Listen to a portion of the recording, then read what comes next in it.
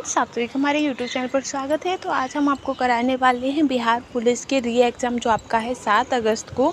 उसके लिए महा मैराथन क्लास है आपकी इकोनॉमी यानी कि अर्थशास्त्र की। तो अर्थशास्त्र से संबंधित जितने भी आपके इम्पोर्टेंट क्वेश्चन हैं जो आपके प्रीवियस ईयर में पुलिस के एग्ज़ाम्स में पूछे गए हैं 2000 से लेके आपके 2023 तक जितने भी एग्ज़ाम हुए हैं पुलिस के, जितने भी आपके अर्थ इकोनॉमिक्स से संबंधित क्वेश्चन पूछे गए वो हम आपको सभी कराने वाले हैं। ये आपके 7 अगस्त वाले पेपर के लिए भी इम्पोर्टेंट है। जो आपके री एग्ज़ाम की डेट है 7 अगस्त से, उसके लिए भी इम्पोर्टेंट है। साथ ही साथ जो आपकी न्यू वैकेंसी आने वाली है पुलिस भर्ती के लिए, उसके लिए भी बहुत ही ज़्यादा इम्पोर्टेंट साबित होगी।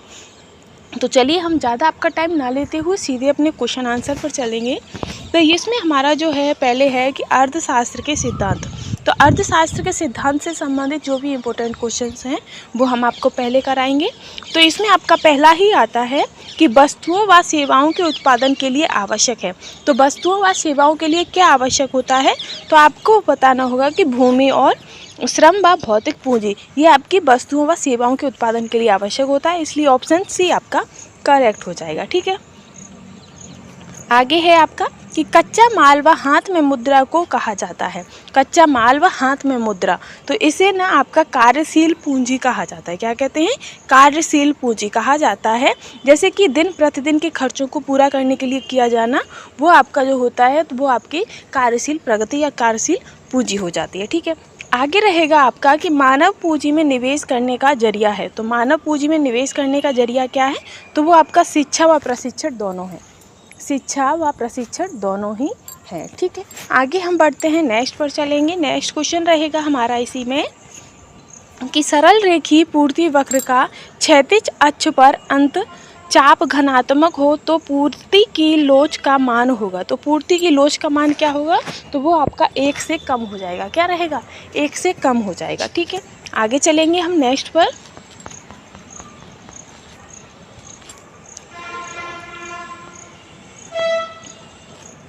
नेक्स्ट है आपका कि समग्र पूर्ति निर्भर करती है। जो समग्र पूर्ति होती है वो किस पर निर्भर करती है, तो ये जो है वो आपकी अर्थव्यवस्था के उत्पादक क्षमता पर निर्भर करती है। अर्थव्यवस्था जो है उसकी कितनी क्या उत्पादक उनकी क्षमता क्या है उस पर निर्भर करती है। ठीक है, आगे हम बढ़ेंगे तो आगे रहेगा आपका कि अतिरिक्त मूल्य का सिद्धांत किसने प्रतिपादित किया है।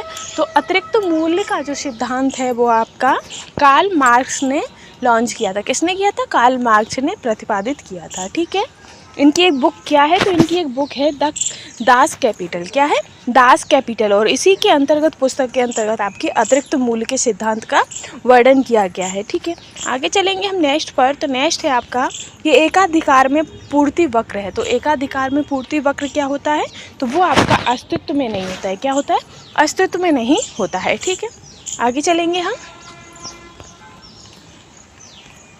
आगे है कि नियोजित निवेश नियोजित बचत से अधिक होने का तात्पर्य है। जो नियोजित बचत होती, निवेश होता है वो नियोजित बचत से अधिक होने का तात्पर्य क्या होता है, तो मांग का अधिक होना। क्या होना? मांग का अधिक होना। ठीक है, तो ऑप्शन ए आपका करेक्ट हो जाएगा। नेक्स्ट है कि दिए गए रेखा चित्र में सीमांत उपभोग प्रवृत्ति MPC है। तो MPC क्या है वो हमें बताना है। तो इसमें जो आपकी MPC है वो आपकी बढ़ रही है। क्या हो रही है? बढ़ रही है। ठीक है, नेक्स्ट है कि यदि सरल रेखीय पूर्ति वक्र कीमत अक्ष को काटता है तो पूर्ति की लोच होगी। तो पूर्ति की लोच क्या होगी, तो पूर्ति की लोच इकाई के बराबर होगी। यदि सरल रेखीय पूर्ति वक्र कीमत अक्ष को काटता है तो जो उसकी पूर्ति की जो लोच है वो इकाई के बराबर होगी। ठीक है, आगे बढ़ेंगे हम नेक्स्ट पर। की कीमत बढ़ने पर कुल व्यय बढ़े तो मांग की कीमत लोच होगी। जब जो वस्तु है उसकी कीमत बढ़ने पर जो कुल व्यय बढ़ेगा उस पर मांग की कीमत लोच क्या होगी, तो वो इकाई से कम होगी। ठीक है, आगे है आपका कि रॉबिन्स के अनुसार निम्न में कौन केंद्रीय आर्थिक समस्याओं के लिए उत्तरदायी नहीं है। तो रॉबिन्स के अनुसार जो केंद्रीय आर्थिक समस्याओं के लिए उत्तरदायी नहीं होता है वो है आपका दुर्लभ साधन। ठीक है, क्योंकि जो केंद्रीय आर्थिक समस्या के लिए उत्तरदायी नहीं होता है आपका दुर्लभ साधन, जबकि असीमित आवश्यकताएं, साधनों के वैकल्पिक उपयोग एवं संसाधनों मध्य पूरकता केंद्रीय आर्थिक समस्याओं के लिए उत्तरदायी होता है। आगे है कि बाजार मांग वक्र होता है। तो जो बाजार मांग वक्र होता है वो आपका व्यक्तिगत उपभोक्ताओं के मांग वक्र का क्षैतिज योग होता है। कैसा होता है? व्यक्तिगत उपभोक्ताओं के मांग वक्र का क्षैतिज योग होता है। नेक्स्ट है कि जब औसत उत्पाद, आप देख सकते हो ये सभी आपके बिहार पुलिस कांस्टेबल एग्जाम में जो क्वेश्चंस आए हैं उसी के ही हैं। फिर है आपका कि जब औसत उत्पाद अधिकतम है तब एक कारक का सीमांत उत्पाद होगा। तो एक कारक सीमांत का सीमांत उत्पाद क्या होगा? तो बढ़ रहा होता है। ठीक है, आगे रहेगा कि मशीन टूल एक उदाहरण है वस्तुओं का। तो जो मशीन टूल किसका उदाहरण है? तो पूंजीगत वस्तुओं का एक उदाहरण है। ठीक है, फिर आता है आपका कि अल्पाधिकार में होते हैं। तो अल्पाधिकार में आपके दो विक्रेता होते हैं। क्या होते हैं? दो विक्रेता होते हैं। ठीक है, नेक्स्ट है कि अर्थशास्त्र को जिस अध्ययन के रूप में श्रेष्ठता परिभाषित किया जाता है वह है। तो अर्थशास्त्र को जिस अध्ययन के रूप में श्रेष्ठता परिभाषित किया जाता है तो वह क्या है कि किस प्रकार समाज अपने सीमित साधनों का प्रबंधन करे, इस तरीके की ये उसकी विशेषता है। ठीक है, आगे है आपका कि किस अर्थशास्त्री के अनुसार अर्थशास्त्र मनुष्य के भौतिक कल्याण का अध्ययन है। तो जो अर्थशास्त्र मनुष्य के भौतिक कल्याण का जो अध्ययन है ये आपका मार्शल ने कहा था, मार्शल के अनुसार। ठीक है, इसके बाद आता है कि व्यष्टि अर्थव्यवस्था का संबंध है। तो व्यष्टि अर्थव्यवस्था का संबंध क्या है? तो आपका व्यक्तिगत आर्थिक एजेंटों के व्यवहार से संपूर्ण अर्थव्यवस्था की समझ से संबंध है। तो ऑप्शन सी इसका करेक्ट हो जाएगा। ठीक है, आगे हम चलेंगे। नेक्स्ट है कि उत्पादन संभावना वक्र का ढाल कहलाता है। तो इसका जो ढाल है वो आपका MRTXY कहलाता है। ठीक है, ऑप्शन ए इसका करेक्ट हो जाएगा। तो अर्थव्यवस्था में हमारा पहला चैप्टर खत्म हो गया है अर्थ से संबंधित। अब हम आएंगे अर्थव्यवस्था के प्रकार एवं क्षेत्र से संबंधित जो भी क्वेश्चन होंगे उसमें हम देखेंगे। तो इसमें आता है आपका कि सरकार के स्वामित्व का क्षेत्र कहलाता है। तो सरकार के जो स्वामित्व का जो क्षेत्र है वो आपका सार्वजनिक क्षेत्र कहलाता है। ठीक है, आगे है कि श्वेत क्रांति निम्नलिखित में से किसके अधिक उत्पादन से संबंधित है। तो जो श्वेत क्रांति है वो आपके दूध से संबंधित है। और ये जो आपका ऑपरेशन फ्लड जो आरंभ हुआ था वो 1970 में डॉक्टर वर्गीस कुरियन ने स्टार्ट किया था भारत में। ठीक है, आगे हम चलेंगे कि तृतीय क्षेत्र में सम्मिलित गतिविधि नहीं है। तो तृतीय क्षेत्र में जो आपकी सम्मिलित गतिविधि नहीं है वो पशुपालन नहीं है। ठीक है, क्योंकि जो प्राथमिक क्षेत्र है उसमें आपके कृषि, वानिकी, मछली पकड़ना, खनन आता है। द्वितीय क्षेत्र में आपके विद्युत उपकरण निर्माण, खाद्य निर्माण, कपड़ा, हस्तशिल्प, ये चीज़ सब आती है। और तृतीय उद्योग में जो होता है वो आपके परिवहन, संचार, बैंक सेवा, व्यापार आते हैं। इसीलिए जो पशुपालन है वो आपके तृतीय क्षेत्र में नहीं आता है। ठीक है, आगे है आपका नेक्स्ट कि पूंजीवाद में उत्पादित वस्तुओं पर किसका स्वामित्व होता है। तो जो पूंजीवादी जो उत्पादित वस्तुएं होती हैं उन पर आपका व्यक्तिगत स्वामित्व होता है। ठीक है, आगे हम चलेंगे। आगे है आपका कि निम्न में से कौन सा कथन हरित क्रांति के बारे में सही नहीं है। तो यह केवल चावल के उत्पादन में सफल हुई है, ये कथन इसका गलत है। क्योंकि हरित क्रांति जो है वो आपके गेहूं, चावल दोनों में ही भारी मात्रा में इसकी वृद्धि हुई है। और इसकी हरित क्रांति की जो शुरुआत थी वो आपके 1960 में हुई थी। और विश्व के अगर जनक माने जाएं तो नॉर्मन बोरलॉग हैं। वहीं अगर भारत में हरित क्रांति के जनक के रूप में देखें तो डॉक्टर स्वामीनाथन आता है। तो ये क्वेश्चन भी आपका कंप्लीट होता है। आगे है आपका नेक्स्ट कि पिछले कुछ वर्षों में अर्थव्यवस्था के किस क्षेत्र में बिहार ने सबसे तेजी से विकास किया है। तो अर्थव्यवस्था के क्षेत्र में जो सेवाएं हैं, सेवाओं में बिहार ने सबसे ज़्यादा विकास किया है। ठीक है, इसी के साथ हम आगे बढ़ते हैं। तो आगे है आपका कि डॉक्टर वर्गीस कुरियन का नाम विख्यात है। तो डॉक्टर वर्गीस कुरियन जो है उनका नाम श्वेत क्रांति के लिए काफ़ी विख्यात है। उन्होंने दुग्ध उत्पादन के लिए ऑपरेशन फंड का नाम जो फंड है उसका 1970 में मिशन लॉन्च किया था। ठीक है, आगे आता है आपका कि भारत में कृषि क्रांति कृष्ण क्रांति के क्षेत्र से संबंधित है। तो जो कृष्ण क्रांति है वो आपके पेट्रोलियम खनिज तेल से संबंधित है। ठीक है, आगे चलेंगे हम कि भारत में श्वेत क्रांति के जनक कौन है। तो भारत में श्वेत क्रांति के जनक यानी कि दुग्ध क्रांति के जनक जो हैं वो आपके डॉक्टर वर्गीस कुरियन है। ठीक है, आगे आता है कि कृषि पर अधिक जनसंख्या विकास प्रतिशत की अर्थव्यवस्था के लक्षण है। तो कैसे? तो ये आपके अल्प विकसित अर्थव्यवस्था के लक्षण होते हैं। ठीक है, आगे हम बढ़ेंगे। अब ये वाला भी हमारा समाप्त होता है चैप्टर। अब हमारा आएगा कि राष्ट्रीय आय एवं मापन। तो राष्ट्रीय आय एवं मापन यानी कि GDP का हम कैसे क्या मेजरमेंट करते हैं वो भी हम देखते हैं कि राष्ट्रीय आय का मतलब क्या है। तो राष्ट्रीय आय का मतलब होता है कि उत्पादन के साधनों से आय, जो उत्पादन के जो साधन हैं उनसे आय प्राप्त करना। फिर ठीक है, अब नेक्स्ट है कि जीडीपी से तात्पर्य है, तो जीडीपी से क्या तात्पर्य होता है, तो सकल घरेलू उत्पाद जो है वो आपके जीडीपी से तात्पर्य है। ठीक है, सकल घरेलू उत्पाद एक निर्दिष्ट अवधि के दौरान देश के भीतर उत्पादित वस्तुएं और सेवाओं का अंतिम मौद्रिक मूल्य होता है, जैसे कृषि, उद्योग और सेवाएं, ये जो है ये आपकी सकल घरेलू उत्पाद में आते हैं। ठीक है, नेक्स्ट आता है कि देशों के बीच विकास की तुलना करने हेतु उपयोगी मापक है, तो देशों के बीच विकास की तुलना करने हेतु जो उपयोगी मापक है वो आपका प्रति व्यक्ति आय है। क्या है, प्रति व्यक्ति आय है। ठीक है, वहीं आगे आएगा ऐसे कौन सा संबंध नहीं है, सही नहीं है, यानी कि इनमें से वह कौन सा विकल्प है जो आपका सही नहीं है, तो जीएनपी, एमपी, एनडीपी, एमपी मूल्य ह्रास प्लस विदेशों से प्राप्त शुद्ध साधन आय, ये आपका गलत है, बाकी के आपके सारे सही हैं। और इस क्वेश्चन का जो आंसर सही हो जाएगा वो ऑप्शन ए हो जाएगा। ठीक है, जीडीपी में लगभग कितने प्रतिशतता में योगदान किया गया है, तो जो कृषि है वो हमारी जीडीपी में 25% है, क्योंकि हमारा जो भारत है वो एक कृषि प्रधान देश है, ये सभी को ही पता होगा, और जो कृषि में जो जीडीपी है उसमें कृषि का महत्वपूर्ण योगदान है। ठीक है, आगे चलेंगे हम कि भारत में राष्ट्रीय आय का आकलन किया जाता है, तो भारत में राष्ट्रीय आय का जो आकलन है वो आपके उत्पाद और आय विधियों पर किया जाता है, उत्पाद और आय विधियों पर। और भारत में जो सबसे पहले जो आपका राष्ट्रीय आय की जो गणना की गई थी वो दादा भाई नौरोजी ने 1968 में अपनी किताब, उनकी जो पुस्तक थी जिसमें poverty and un British rule in India में उन्होंने इसकी बताई थी। ठीक है, आगे आएगा कि भारत में पहली बार किसने वार्षिक आय को अनुमानित किया था, तो वो आपके दादा भाई नौरोजी थे। ठीक है, नेक्स्ट है आपका इसी सीरीज में कि भारत में राष्ट्रीय आय का लेखा किसके द्वारा प्रकाशित किया जाता है, तो भारत में जो राष्ट्रीय आय का लेखा है वो आपके केंद्रीय सांख्यिकी संगठन के द्वारा प्रकाशित किया जाता है, तो ऑप्शन डी आपका करेक्ट हो जाएगा। ठीक है, इसी में हम आगे बढ़ते हैं कि सकल घरेलू उत्पाद को किसके सभी के मूल्य के रूप में परिभाषित किया गया है, तो किसी अर्थव्यवस्था में एक वर्ष में उत्पादित अंतिम वस्तु एवं सेवाएं जो होती हैं वो आपके सकल घरेलू उत्पाद पे इसको परिभाषित किया गया है, तो ऑप्शन ए आपका इसका करेक्ट होता है।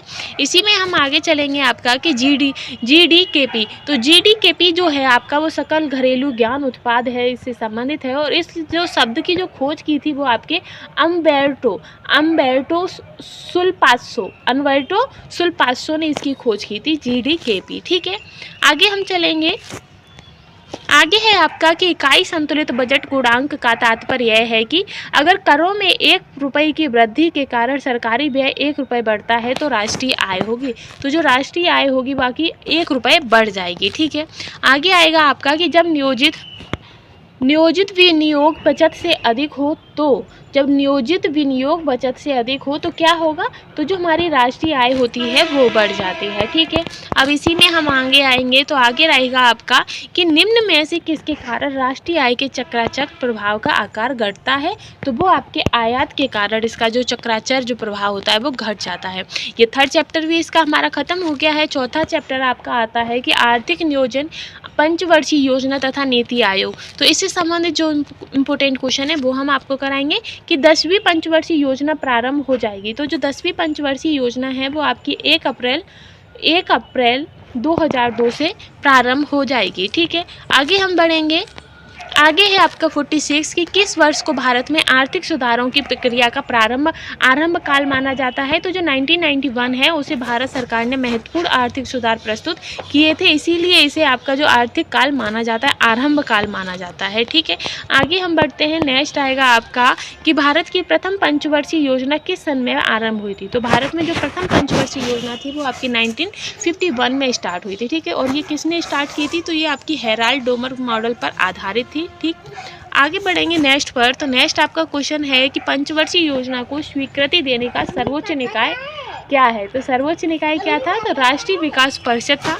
और इसकी जो संस्तुति थी वो आपकी 6 अगस्त 1952 में की गई थी। ठीक है, आगे हम बढ़ेंगे नेक्स्ट क्वेश्चन पर।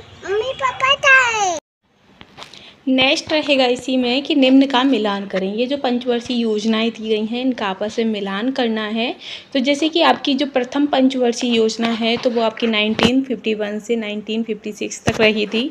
वहीं जो आपकी वार्षिक योजना, तो वार्षिक योजना जो थी वो आपकी 1966 और 69 तक रही थी। ठीक है, चतुर्थ पंचवर्षीय योजना जो पंचवर्षीय योजना थी वो आपकी 69 से 74 तक, और रोलिंग प्लान जो था वो आपका 1978 से 79 तक। तो इसका जो आपका आंसर हो जाएगा वो रहेगा ऑप्शन सी।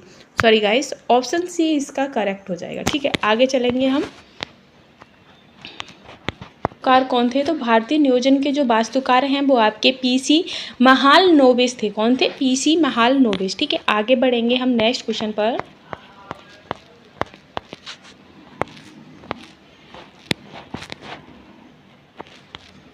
नेक्स्ट है कि किस पंचवर्षीय योजना का मुख्य उद्देश्य था कि तीव्र और अधिक समावेशी वृद्धि करना। ये कौन सी पंचवर्षीय योजना का मुख्य उद्देश्य था? तो ये जो 11वीं पंचवर्षीय योजना थी जो आपकी 2007 से 2012 तक चली थी, उसका मुख्य उद्देश्य था कि तीव्र और अधिक समावेशी वृद्धि होनी चाहिए। और जो आपकी जो पंचवर्षीय योजना जो स्टार्ट हुई थी वो आपकी 1951 से स्टार्ट हुई थी। ठीक है, 12वीं पंचवर्षीय योजना आपकी 31 मार्च 1917 को समाप्त कर दी गई है। ठीक, आगे हम बढ़ेंगे तो आगे है आपका कि 7वीं पंचवर्षीय योजना के अंतर्गत अपनाई गई विकास व्यूह रचना थी। तो जो 7वीं पंचवर्षीय योजना है उसमें आपकी कृषिगत विकास उन्मुख समृद्धि अपनाई गई थी। ठीक है, तो ऑप्शन बी इसका करेक्ट है। आगे हम चलते हैं नेक्स्ट पर। तो नेक्स्ट है आपका कि किस भारतीय योजना का उद्देश्य अधिक तीव्र, अधिक समावेशी और सतत वृद्धि था। तो जो आपकी 12वीं पंचवर्षीय योजना थी जो कि आपकी 2012 से 2017 तक चली है, उसका ये मुख्य उद्देश्य था कि अधिक तीव्र, अधिक समावेश और सतत वृद्धि। ठीक है, आगे चलेंगे हम नेक्स्ट पर। तो नेक्स्ट आपका क्वेश्चन रहेगा इसी में 54 क्वेश्चन है कि निम्नलिखित में से कौन सी संस्था पंचवर्षीय योजना की क्रियान्वयन के लिए जिम्मेदार है। तो ये जो आपकी योजना आयोग है, योजना आयोग आपकी पंचवर्षीय योजनाओं की क्रियान्वयन के लिए जिम्मेदार है। ठीक है, इसी सीरीज में अब आपका ये चौथा चैप्टर भी खत्म होता है। 5वां चैप्टर है आपका मुद्रा एवं बैंकिंग, यानी कि मनी एंड बैंकिंग से संबंधित जो भी आपके इंपॉर्टेंट क्वेश्चंस होंगे वो भी हम देख लेते हैं। और ये जो सीरीज है आपकी मैराथन सीरीज है। नेक्स्ट है आपका 55 कि भारत सरकार की तरफ से करेंसी नोट कौन सी एजेंसी जारी करती है। तो जो करेंसी नोट होते हैं वो आपके भारतीय रिजर्व बैंक के द्वारा जारी किए जाते हैं, आरबीआई के द्वारा। ठीक है, अब आता है कि आरबीआई, एक क्वेश्चन और हम आपको बता दे रहे हैं कि आरबीआई की जो स्थापना हुई थी वो 1 अप्रैल 1935 को हुई थी। ठीक है, और इसका जो मुंबई स्थानांतरण कब हुई थी? तो 1937 में ये मुंबई स्थानांतरण हो गई थी। और फिर आता है कि आरबीआई का जो राष्ट्रीयकरण है वो कब हुआ था? तो आरबीआई का जो राष्ट्रीयकरण है वो आपका 1949 को हुआ था। ठीक है, इसी में हम आगे चलेंगे। नेक्स्ट क्वेश्चन है कि भारत में ऋण के औपचारिक स्रोतों की कार्यप्रणाली का पर्यवेक्षण कौन करता है। तो जो कार्यप्रणाली का पर्यवेक्षण जो होता है वो आपका भारतीय रिजर्व बैंक करता है। ठीक है, आगे है आपका नेक्स्ट है कि स्वयं सहायता समूह में ऋण संबंधी अधिकांश निर्णय लिए जाते हैं। तो ऋण संबंधी जो अधिकांश निर्णय होते हैं वो आपके किसके द्वारा लिए जाते हैं? तो सरकारों के द्वारा लिए जाते हैं या बैंकों के द्वारा? तो वो बैंकों के द्वारा लिए जाते हैं। तो ऑप्शन ए इसका करेक्ट हो जाएगा। ठीक है, आगे रहेगा आपका 57 हो गया। तो 58 क्वेश्चन है कि IFSC कोड में कितने अंक होते हैं। तो जो IFSC कोड होता है उसमें आपके 11 कोड होते हैं, जिसे हम इंडियन फाइनेंशियल सिस्टम कोड भी कहा जाता है। ठीक है, और इसे एक और होता है ऑनलाइन फंड ट्रांसफर, जिसे नेफ्ट कहा जाता है। ठीक है, इसमें आपके 11 अक्षर होते हैं, जिसमें आपके जो पहले जो 4 अक्षर होते हैं वो बैंक के नाम से होते हैं, 5वां अंक 0 तथा आखिरी 6 अंक जो होते हैं वो बैंक ब्रांच के बारे में बताते हैं। ठीक है, आगे रहेगा आपका कि निम्न में से कौन सा मुद्रा का प्राथमिक कार्य है। तो मुद्रा का जो प्राथमिक कार्य होता है वो मूल्य का माप होता है। क्या होता है? मूल्य का माप। ठीक है, आगे रहेगा कि ग्रामीण बैंक का संस्थापक कौन है। तो ग्रामीण बैंक के जो संस्थापक हैं वो आपके मोहम्मद यूनुस हैं, और इसकी जो आपकी स्थापना जो हुई थी वो आपकी 2000 में हुई थी। वो भी भारत सरकार द्वारा गांधी शांति पुरस्कार से सम्मानित किया गया था इन्हीं को, मोहम्मद यूनुस को। ठीक है, आगे है कि वह दर जिस पर बैंक भारतीय रिजर्व बैंक को ऋण देती है तो वह कौन सी है। तो जो रिवर्स रेपो दर, जो रिवर्स रेपो दर होती है उस पर जो भारतीय बैंक होती है वो बैंक को ऋण देती है। ठीक है, आगे चलेंगे हम नेक्स्ट पर। तो नेक्स्ट है आपका कि भारत में राष्ट्रीयकृत बैंकों की संख्या है। तो भारत में जो राष्ट्रीयकृत जो बैंकों की संख्या है वो आपकी 12 है, पर लेकिन ऑप्शन में नहीं दिया गया, इसीलिए हम आपको बता देते हैं, वो आपकी 12 है। ठीक है, आगे रहेगा आपका आपका कि 1 रुपए के नोट किसके द्वारा जारी किए जाते हैं? तो जो 1 रुपए का जो नोट होता है वो आपकी भारत सरकार के द्वारा जारी किया जाता है, ठीक है। आगे है आपका कि भारत में 14 प्रमुख बैंकों का राष्ट्रीयकरण किस वर्ष किया गया है? तो भारत में जो 14 प्रमुख बैंकों का जो राष्ट्रीयकरण है वो 1969 में किया गया था, ठीक है। नेक्स्ट रहेगा कि भारत ने दशम की मुद्रा प्रणाली यानी कि जो दशमलव मुद्रा प्रणाली है वो किस वर्ष स्टार्ट की थी? तो वो जो दशमलव मुद्रा प्रणाली थी वो आपकी 1957 से स्टार्ट हुई थी और जो रिजर्व बैंक की जो स्थापना है वो आपकी 1 अप्रैल 1935 को रिजर्व बैंक की स्थापना हुई थी। नेक्स्ट रहेगा इसी में 66वां क्वेश्चन है आपका कि रिजर्व बैंक ऑफ इंडिया के प्रथम भारतीय राज्यपाल गवर्नर थे। तो रिजर्व बैंक ऑफ इंडिया के जो प्रथम भारतीय राज्यपाल गवर्नर हैं वो आपके सी.डी. देशमुख हैं। कौन है? सी.डी. देशमुख, ठीक है। आगे है आपका कि बैंक दर को बढ़ाने का प्रभाव कम हो जाता है यदि, जो बैंक दर होती है उसका जो बढ़ाने का जो प्रभाव है वो कम हो जाएगा यदि CRR कम कर दी जाए। जो CRR होती है वो कम कर दी जाए। CRR का फुल फॉर्म क्या होता है? तो कैश रिजर्व रेटियो। क्या होता है? कैश रिजर्व रेटियो, ठीक है। आगे है आपका कि निम्न में से उनकी सब पहचान करें जो रिजर्व बैंक का कार्य नहीं है। तो रिजर्व बैंक का कार्य नहीं है कि जनता से प्राप्त जमाओं पर ब्याज देना, ये उनका कोई कार्य नहीं होता है, ठीक है। फिर आएगा आपका नेक्स्ट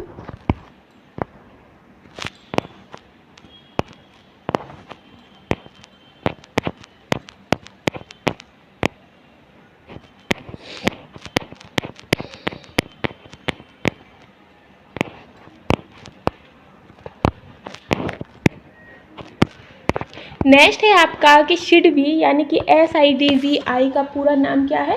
तो इसका नाम है आपका small industries development bank of India, ठीक है। आगे चलेंगे हम नेक्स्ट पर। तो नेक्स्ट है आपका कि आरक्षित नकदी निधि अनुपात को समझाया जा सकता है। तो आरक्षित नकदी निधि का जो अनुपात होता है उसे जमा राशि का अंश जो बैंक RBI के पास रखते हैं, इससे आप उसे समझा सकते हैं, ठीक है। अब नेक्स्ट हमारा जो चैप्टर है वो 6वां चैप्टर है मुद्रास्फीति। तो मुद्रास्फीति से संबंधित जो क्वेश्चन होंगे वो हम देख लेते हैं। तो मुद्रास्फीति का जो पहला क्वेश्चन है वो है कि कोर यानी कि सार भाग मुद्रास्फीति किस मुद्रास्फीति का माप है? तो ये जो होता है ये जो दो उन मदों को वर्जित करता है जो कि अस्थिर कीमत स्थितियों का सामना करती हैं, विशेष रूप से खाद्य पदार्थों तथा ऊर्जा की, ठीक है। तो ऑप्शन सी इसका करेक्ट है। नेक्स्ट रहेगा आपका 72 क्वेश्चन है। 72 क्वेश्चन में हमसे पूछा गया है कि यदि सरकार कीमत सीलिंग निर्धारित करती है जो समय कीमत से अधिक है तो क्या होगा? तो जो कि मांग मात्रा पूर्ति की मात्रा से कम होगी। क्या होगी? मांग मात्रा जो होती है वो पूर्ति की मात्रा से कम हो जाएगी, ठीक है। आगे अब हम चलेंगे 73 क्वेश्चन पर। तो 73 क्वेश्चन है आपका कि उपभोक्ता मूल्य सूचकांक किस वर्ष शुरू किया गया था? तो जो उपभोक्ता मूल्य सूचकांक है वो आपका फरवरी जो 2012 में स्टार्ट किया गया था, ठीक है।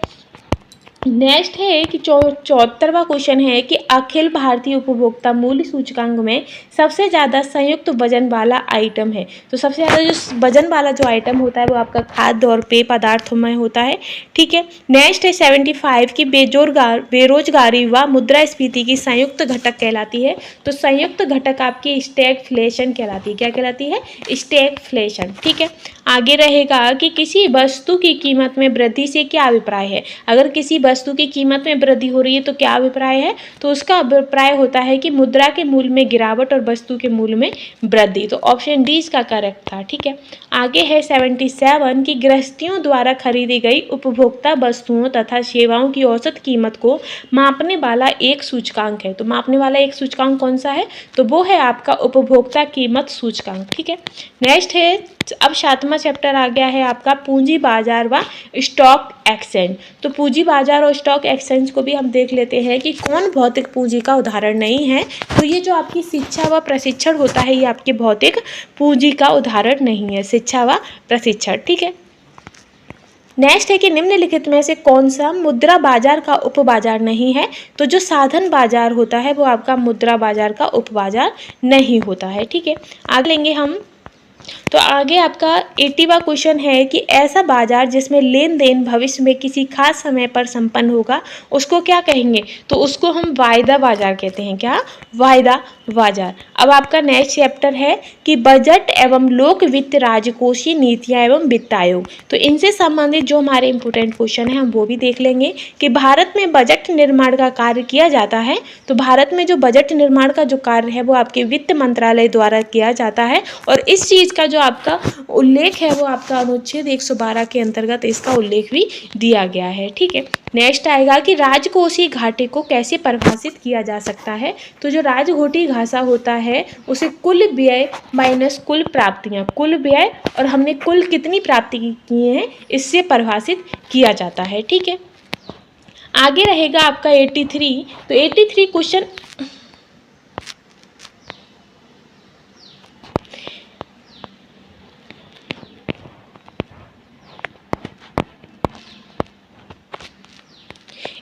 क्वेश्चन है कि विद्यालय की इमारत के रख रखाव पर किया जाने वाला खर्च है। तो जो विद्यालय की इमारत के रख रखाव पर जो खर्च किया जाता है वो आपका पूंजीगत व विकास व्यय दोनों है, पूंजीगत भी है और विकास व्यय भी है। ठीक है, आगे चलेंगे। 84 क्वेश्चन है कि 14वें वित्त आयोग के द्वारा राजकोषीय घाटे की सीमा सकल राज्य घरेलू उत्पाद के प्रतिशत के रूप में कितनी निर्धारित की गई है? तो वो आपकी 3% निर्धारित की गई है। ठीक है, आगे बढ़ते हैं हम।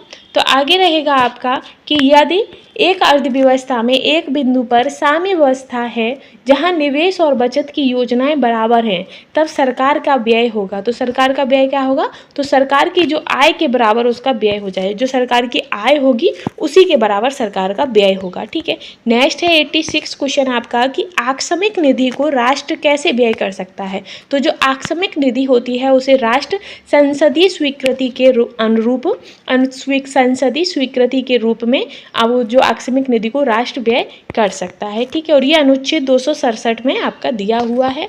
आगे हम चलते हैं, आगे रहेगा आपका नेक्स्ट है आपका 9वां चैप्टर है करोपड़ यानी कि टैक्सेशन। ठीक है, तो इसमें क्वेश्चन है 87 कि आयात और निर्यात पर लगने वाला कर है। तो आयात और निर्यात पर जो लगने वाले कर होते हैं वो आपके सीमा शुल्क होता है और सीमा शुल्क किस में आता है? तो ये आपका अप्रत्यक्ष कर में आता है। ठीक है, नेक्स्ट है कि भारत सरकार सबसे ज़्यादा राजस्व एकत्रित करती है। तो जो भारत सरकार है वो सबसे ज़्यादा जो राजस्व है वो आपका आय कर से एकत्रित करती है। ठीक है, आगे चलेंगे हम कि निम्न में से कौन सा प्रत्यक्ष कर का उदाहरण नहीं है। तो जो वस्तुओं और सेवाओं पर जो कर लगता है वो आपके प्रत्यक्ष कर का उदाहरण नहीं है। ठीक है, आगे बढ़ते हैं। 90 क्वेश्चन है हमारा, तो जिसमें हमसे पूछा है कि निम्न में से कौन सा अप्रत्यक्ष कर नहीं है। तो जो ये इसमें आपका निगम कर है, निगम कर आपका अप्रत्यक्ष कर नहीं है। ठीक है, आगे है आपका नेक्स्ट कि स्थानीय निकाय अपने लिए राजस्व इकट्ठा करती है। तो जो स्थानीय निकाय होता है वो अपने लिए जो राजस्व इकट्ठा करती है वो आपके गृह कर से करती है। किसे? जो हम गृह कर होता है, स्टाफ पर शुल्क होता है, मनोरंजन शुल्क होता है, सामाजिक वन वृक्षारोपण आदि जो माध्यम से एकत्रित करती है। और ये जो आपका तो इसका जो विवरण है, प्रावधान है वो अनुच्छेद 243 फर्स्ट में दिया हुआ है। ठीक है, अब ये हमारी जनसंख्या से संबंधित है, जनसंख्या और नगरीकरण, जिसे 92 क्वेश्चन है आपका कि 2011 जनगणना के आधार पर भारत का सर्वाधिक जनसंख्या वाला द्वितीय शहर है। तो सर्वाधिक जनसंख्या वाला जो द्वितीय शहर है वो आपका दिल्ली है। कौन सा है? दिल्ली। ठीक है, आगे चलेंगे हम कि प्रति व्यक्ति प्रति 1000 पुरुषों में महिलाओं की संख्या कहलाती है। तो जो प्रति 1000 पुरुषों में जो महिलाओं की संख्या होती है वो उनकी लिंगानुपात कहलाती है। ठीक है, और भारत में महिलाओं का लिंगानुपात कितना है? तो 943 है। ठीक है, आगे बढ़ते हैं हम। तो आगे है कि 2011 की जनगणना के अनुसार भारत में साक्षरता दर लगभग है। तो भारत में साक्षरता दर लगभग कितनी है? तो 73% है। ठीक है,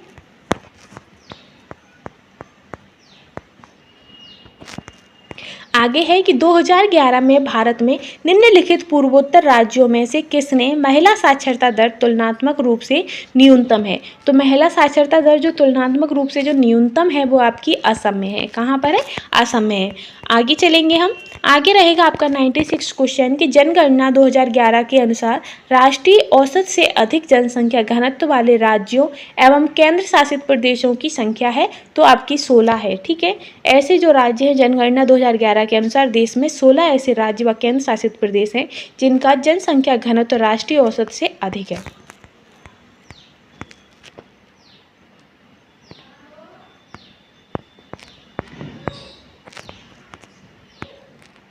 इसी में नेक्स्ट क्वेश्चन है हमारा कि किस वर्ष राष्ट्रीय जनसंख्या नीति यानी कि एनपीपी लागू की गई थी।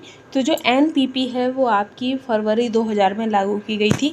इसमें होता क्या था कि जनसंख्या विस्फोट की स्थिति निश्चित ही देश की आर्थिक विकास में बाधक है।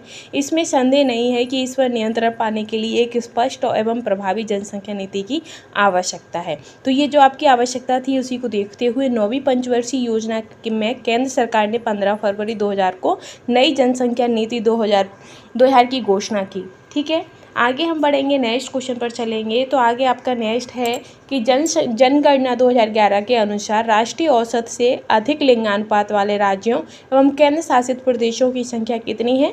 तो इन जो आपके राज्य एवं केंद्र शासित प्रदेशों की जो संख्या है वो आपकी 18 है। ठीक है, आगे हम चलेंगे नेक्स्ट क्वेश्चन पर। तो नेक्स्ट है आपका कि जनसंख्या की दृष्टि से सबसे बड़ा दूसरा राज्य है। तो सबसे बड़ा दूसरा राज्य कौन सा है, तो वो आपका महाराष्ट्र है। ठीक है, आगे चलेंगे हम कि आगे है आपका कि निम्नलिखित में से किस राज्य में जनसंख्या का घनत्व प्रति वर्ग किलोमीटर सबसे अधिक है। तो जो जनसंख्या का घनत्व प्रति वर्ग किलोमीटर जो सबसे अधिक है वो आपका पश्चिम बंगाल में है। किस में है, पश्चिम बंगाल में है। ठीक है, आगे आता है आपका नेक्स्ट क्वेश्चन कि सन 2001 में जनगणना के अनुसार भारत की कितनी प्रतिशत जनसंख्या नगरीय थी। तो कितनी प्रतिशत जनसंख्या आपकी नगरीय थी, तो आपका आंसर हो जाएगा 28% जो जनसंख्या थी वो आपकी नगरीकरण थी, यानी कि नगरों में निवास करती है। आगे है कि निम्न में से किस राज्य में जनगणना 2001 के अनुसार नगरीय जनसंख्या का प्रतिशत सबसे अधिक है। तो जो नगरीय जनसंख्या का जो प्रतिशत है वो सबसे अधिक आपका तमिलनाडु में, कहाँ पर है,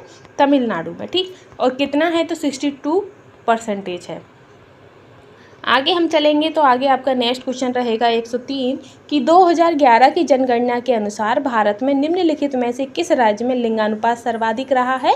तो ये जो आपका तमिलनाडु है, तमिलनाडु में आपका जो लिंगानुपात है वो सबसे अधिक रहा है। ठीक है, अब और देश का जो शीर्ष लिंगानुपात वाला जो राज्य है वो आपका केरल हो जाता है। ठीक, आगे चलेंगे हम कि वर्ष 2011 की जनगणना के अनुसार भारत में न्यूनतम जनसंख्या घनत्व वाला राज्य है। तो जो न्यूनतम जनसंख्या घनत्व वाला जो राज्य है वो आपका अरुणाचल प्रदेश है। कौन सा है, अरुणाचल प्रदेश है। ठीक है, आगे हम बढ़ते हैं कि भारत के किस राज्य में शिशु मृत्यु दर सबसे कम है। तो भारत का जो केरल राज्य है, केरल राज्य में जो शिशु मृत्यु दर है वो आपकी सबसे कम है। ठीक है, नेक्स्ट है कि भारत में किस राज्य की साक्षरता दर न्यूनतम है। तो जो हमारा बिहार है, बिहार की जो साक्षरता दर है वो सबसे कम है। ठीक है, आगे हम चलेंगे 107 पर। 107 क्वेश्चन है आपका जिसमें पूछा गया है कि धार्मिक जनसंख्या 2011 के अनुसार भारत में लिंगानुपात किस धर्म में सबसे अधिक है।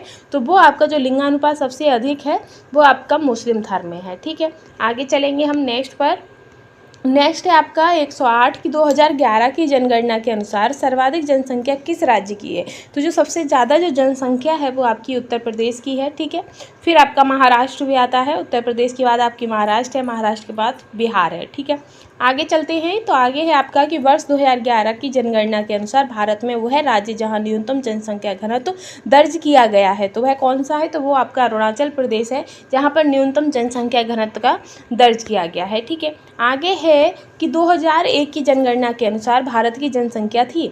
तो 2001 की जो जनगणना थी उसमें जो भारत की जनसंख्या थी वो आपकी 1029 मिलियन थी। कितनी थी, 1029 मिलियन थी। और अभी कितनी है, तो अभी आपकी 1021 यानी कि 121 करोड़ है। ठीक है, आगे चलते हम नेक्स्ट क्वेश्चन है आपका कि 2001 और 11 के दशक में भारत के निम्नलिखित राज्यों में से सबसे किसमें सर्वाधिक जनसंख्या वृद्धि हुई है। तो जो सबसे ज़्यादा जनसंख्या वृद्धि है वो आपकी नागालैंड में हुई है। ठीक है, आगे चलेंगे हम नेक्स्ट पर। तो नेक्स्ट क्वेश्चन आएगा आपका इसी सीरीज में कि भारत की जनगणना 2011 के अंतिम जनसंख्या योग PCA के अनुसार निम्न में से भारत के किस राज्य केंद्र शासित प्रदेश में लिंगानुपात सबसे कम था। तो जो सबसे कम लिंगानुपात था वो आपका दमन और द्वीप में था। ठीक है, नेक्स्ट है कि भारत की जनगणना 2011 के अंतिम जनसंख्या योग के अनुसार निम्न में से किस राज्य में महिला साक्षरता दर सबसे कम थी।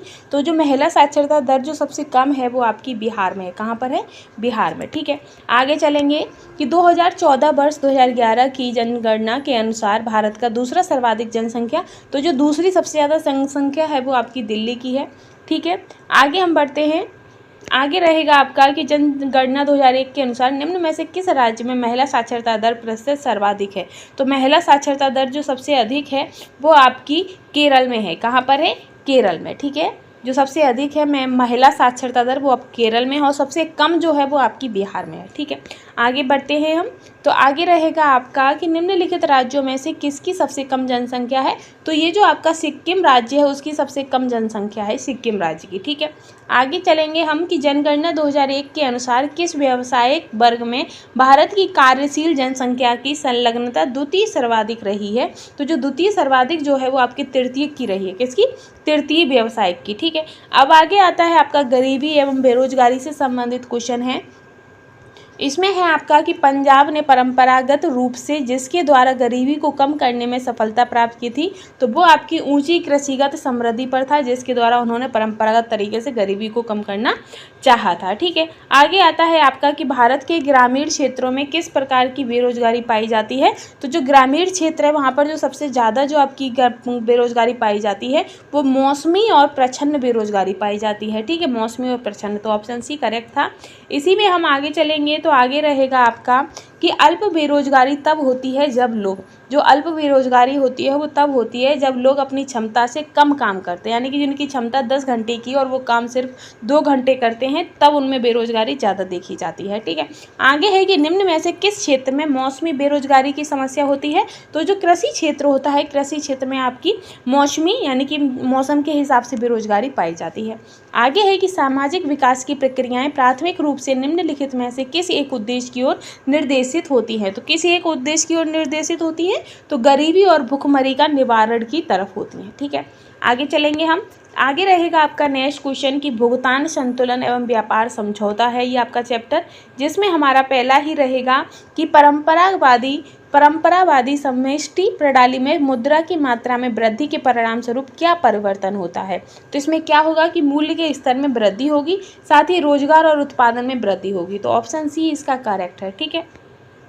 आगे हम चलेंगे तो आगे है आपका कि भारत में निर्यात को प्रोत्साहित करने हेतु 31 मार्च 2000 को घोषित योजना थी। तो निर्यात को प्रोत्साहित करने के लिए विशेष आर्थिक क्षेत्र की जो योजना थी वो आपकी विशेष आर्थिक क्षेत्र था, जो जिसकी 31 मार्च 2000 को घोषित किया गया था, ठीक है। आगे रहेगा आपका कि यदि भारत में विदेशी मुद्रा की मांग बढ़ जाती है तो भारतीय मुद्रा रुपये होगा, यानी कि जब विदेशी मुद्रा की मांग बढ़ जाएगी तो जो हमारा भारतीय मुद्रा रुपये का अवमूल्यन हो जाता है, क्या हो जाता है, अवमूल्यन, यानी कि मांग बढ़ जाएगी, ठीक है। आगे चलेंगे हम नेक्स्ट पर कि परिवर्तनशील विनिमय दर की स्थिति में भारतीय रुपये के मूल्य में गिरावट को कहा जाएगा। तो भारतीय मूल्य की जो गिरावट है उसकी जब गिरावट होगी तो उसे क्या कहेंगे, तो उसे हम कहेंगे रुपये का अवमूल्यन, क्या, रुपये का अवमूल्यन, ठीक है। इसी में हम आगे चलेंगे तो आगे रहेगा आपका नेक्स्ट क्वेश्चन है कि निम्न में से किसे भुगतान संतुलन में पूंजी प्रवाह जाना जाता है। तो पूंजी प्रवाह किसे जानेंगे, तो वो आपके भारतीय वित्तीय परिसंपत्तियों को किसी विदेशी विक्रेता को बेचना ही आपकी पूंजी प्रवाह होता है, ठीक है। आगे है आपका 128 क्वेश्चन कि भारत की कौन सी निर्यात नीति ने ऋणात्मक सूची के अलावा सभी मदों की स्वतंत्र आयात की अनुमति दी थी। तो वो आपका हो जाएगा 2015 और 20। तो फ्रेंड्स जो आपके मोस्ट इंपोर्टेंट क्वेश्चन थे इकोनॉमिक्स के अर्थव्यवस्था से संबंधित वो हमने इसकी मैराथन क्लास कंप्लीट कर ली है। साथ ही अगर आपको कंटेंट पसंद आया हो तो प्लीज़ हमारे चैनल के साथ बने रहिएगा। और नेक्स्ट वीडियो जो आपकी रहेगी वो हम आपको लेकर आएंगे भूगोल से संबंधित। तो भूगोल से संबंधित आपका मैराथन ही लेके आएंगे क्योंकि बहुत कम टाइम बचा है। 7 अगस्त को आपका एग्जाम है बिहार पुलिस का। और जो आपकी जो दोबारा से जो वैकेंसी आ रही है 1,22,000 उसके लिए हम नई सीरीज दोबारा से स्टार्ट करेंगे, ठीक है। तो आज के लिए बस इतना ही। Thanks for watching.